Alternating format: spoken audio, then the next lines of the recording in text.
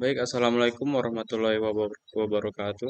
Perkenalkan nama saya Ibnu Ahmad Firdan. Di sini saya akan mempresentasikan hasil proposal yang saya kerjakan.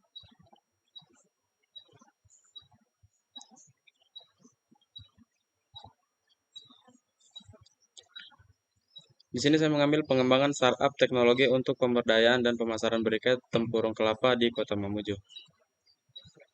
Terus ada latar belakang, kelapa merupakan tanaman yang mudah ditemui di Indonesia, baik di daerah pegunungan maupun dataran rendah. Banyak terdapat pohon kelapa. Lahan yang digunakan sebagai perkembangan kelapa di Indonesia yaitu sekitar 3.787.280 hektar area, dengan pertumbuhan sebesar 0,6% yang terjadi pada tahun 2013. Salah satu daerah di Provinsi Sulawesi Barat yang mempunyai potensi dalam menghasilkan kelapa adalah Kabupaten Mamuju. Berdasarkan pada Pusat Statistik Provinsi Sulawesi Barat khususnya, Kabupaten Mamuju dengan menghasilkan kelapa pada tahun 2018 sebanyak 3.500 ton. Kemudian, pada tahun 2020 sebanyak 2.592 ton. Pada tahun 2021 sebanyak 2.570 ton. Petani kelapa cenderung kurang tertarik dengan bisnis ini karena kurangnya informasi yang diperoleh akan peluang usaha serta keterbatasan sumber daya modal usaha yang dimiliki. Selain itu, dalam menjalankan bisnis ini dibutuhkan banyak input tempurung kelapa.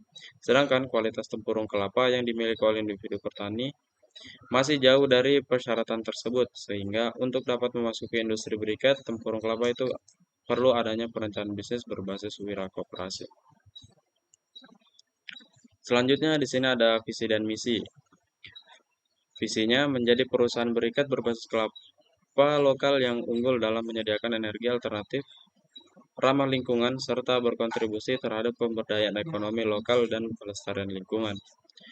Terus selanjutnya misi, pengembangan produk berikat berkualitas tinggi dari bahan baku lokal yang ramah lingkungan dan berdaya saing di pasar nasional maupun internasional, meningkatkan kesejahteraan masyarakat lokal melalui kemitraan dengan petani dan UMKM dalam rantai pasok produksi briket.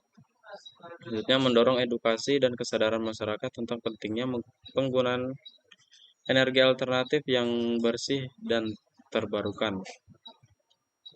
Memanfaatkan teknologi tepat guna untuk efisiensi produksi dan distribusi briket secara berkelanjutan, menjaga komitmen terhadap pelestarian lingkungan melalui proses produksi yang minim limbah dan mendukung prinsip ekonomi sirkular.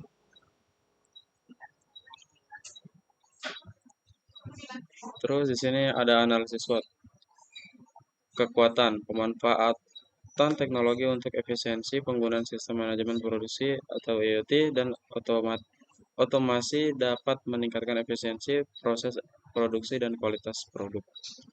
Terus di sini ada kelemahan atau weakness, keterbatasan SDM digital, minimnya tenaga kerja lokal yang menguasai sistem TI seperti pemasaran digital, manajemen platform, atau analisis data. Terus ada peluang atau opportunities. Tren energi, tren energi alternatif dan ramah lingkungan. Permintaan pasar global terhadap bahan bakar ramah lingkungan terus meningkat dan digitalisasi mempercepat akses ke pasar ini. Adapun ancaman bisnis atau threats, persaingan digital yang tinggi, banyak kompetitor skala besar yang sudah lebih mapan secara digital dalam pemasaran produk energi alternatif. Terus adapun struktur organisasi, yang pertama itu direktur utama atau pemilik usaha, manajer produksi, manajer operasional, manajer keuangan, dan administrasi, tim produksi, tim quality control, tim pemasaran dan penjualan. Ada model bisnis dan layanan TI. Produk yang ditawarkan adalah berikat tempurung kelapa dengan jasa layanan pemesanan dan pengantaran berikat dengan sistem pre-order melalui via website atau aplikasi. Adapun untuk langganan bulanan seperti rumah makan, UMKM atau rumah tangga. Target pasar dan pemasaran. Rumah tangga, UMKM kuliner, restoran dan kafe, hotel, industri skala kecil dan menengah. Terus selanjutnya ada kebutuhan teknologi ya. Di sini ada hardware atau perangkat keras seperti mesin produksi, seperti mesin pemecah tempurung kelapa, tungku, karboniasi dan pirolisis, mesin penghancur arang, mesin pencetak berikat, oven atau pengaring berikat. Selanjutnya ada software atau perangkat lunak, manajemen produksi dan inventory seperti Excel atau Google Sheets, dan manajemen stok bahan baku produksi dan penjualan. Adapun jaringan atau networking, yang pertama koneksi internet stabil, yang kedua wifi router, yang ketiga cloud storage atau Google Drive dan Dropbox. Dan selanjutnya ada keamanan atau biasa disebut security. Keamanan fisik seperti CCTV dan alarm, alat pemadam api ringan atau APR, dan penerangan yang cukup dan ventilasi. Untuk estimasi anggaran teknologi, di sini total biaya minimum sederhana mencapai 55 juta dan maksimal semi otomatis dan lengkap sampai 115 juta. Sini manajer proyek dan tahapan implementasi. Adapun timeline pengembangan atau Gantt chart. Untuk bulan pertama itu studi dan perencanaan. Terus pengadaan alat dan bahan itu bulan 1 dan bulan 2 masih bulan yang sama. Sini ada pembangunan atau persiapan lokasi. Terus di bulan 2 dan 3 itu ada pelatihan SDM produksi. Terus di bulan 3 ada uji coba proses produksi awal. Terus di bulan 2 dan 3 ada pengembangan sistem digital. Bulan 3 dan bulan 4 itu produksi dan penyesuaian proses. Untuk bulan 4, bulan 5 dan bulan 6 itu ada produksi komersial. Masih di bulan yang sama, bulan 4 sampai bulan 6 itu ada pemasaran dan distribusi. Terus bulan 5 dan bulan 6 itu evaluasi dan skala up. Terus metodologi produksi berikat, metodologi yang ditawarkan yaitu metode hibrid, gabungan antara waterfall dan agile. Produksi berikat tempurung kelapa melibatkan satu waterfall, tahapan yang tepat dan linear, seperti pengembangan fasilitas dan pengadaan alat. Terus yang kedua Agile Scrum atau proses pengembangan produk dan pemasaran yang bisa berubah-ubah. Uji coba kualitas berikat, jenis perekat dengan desain kemasan. Terus di sini masih ada estimasi biaya dan analisis ROI atau keuntungan. Di sini ada total investasi awal itu 52 juta sampai 91 juta. Terus biaya operasional bulanan itu mencapai 12 sampai 22 juta per bulan. Dan balik modal itu 8 sampai 14. Belum tergantung skala dan efisiensinya. Adalah analisis risiko dan mitigasi. Di sini ada ketersediaan bahan baku dan dampaknya terganggunya kesediaan bahan baku arang, batok, kelapa, dan dari pabrik petani.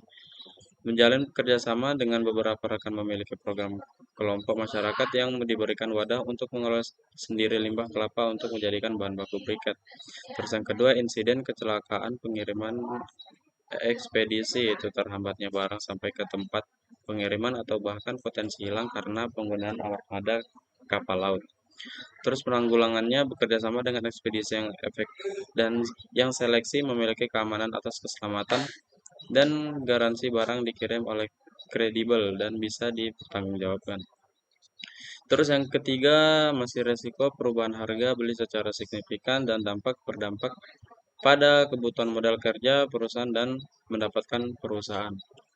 Terus penanggulangannya mengadakan perjanjian kerjasama dengan customer atau buyer agar harga sesuai pada saat transaksi berjalan. Terus risiko yang keempat, keterlambatan pembayaran atau tidak terbayarkan. Adapun dampaknya cash flow terganggu atau kehilangan kerugian. Cara penanggulangannya menerapkan sistem pembayaran LC dan DP dan pelunasan ketika barang tiba di pelabuhan untuk Resiko yang kelima, ketersediaan PO kontrak dengan buyer. Sepinya produksi, kegiatan cash flow, dan pabrik. Terus penanggulangannya menjalin kerjasama di mitra dengan buyer dalam jangka waktu yang lama. Terus resiko yang keenam, ketidaksesuaian dengan spek. Dampaknya menurunkan kepercayaan konsumen dan menyebabkan kerugian. Terus penanggulangannya melakukan seleksi secara ketat dan menjaga kualitas produksi dengan sistem rechecking ulang dari awal produksi hingga packaging dan loading ke kontainer. Terus terakhir ada penutup, produksi briket dari tempurung kelapa merupakan salah satu solusi inovasi dalam pengelolaan limbah biomasa, sekaligus menyediakan energi alternatif yang ramah lingkungan. Melalui pemanfaatan limbah tempurung kelapa, usaha ini tidak hanya bernilai ekonomis, tetapi juga mendukung pengurangan ketergantungan terhadap bahan bakar fosil, serta membuka peluang lapangan kerja bagi masyarakat. Terus yang kedua, dengan perencanaan yang matang, pemilihan teknologi tepat guna, serta strategi pemasaran yang adaptif, usaha produktif briket tempurung kelapa dapat berkembang secara berkelanjutan dan kompetitif di pasar lokal maupun ekspor. Evaluasi berkala terhadap kualitas produk, operasional, dan respon pasar menjadi kunci utama dalam mempertahankan kelangsungan dan pertumbuhan usaha ini. Diharapkan usaha ini tidak hanya menghasilkan keuntungan finansial, tetapi juga memberikan kontribusi positif terhadap pelestarian lingkungan dan pemberdayaan ekonomi masyarakat. Sekian dari saya. Assalamualaikum warahmatullahi wabarakatuh.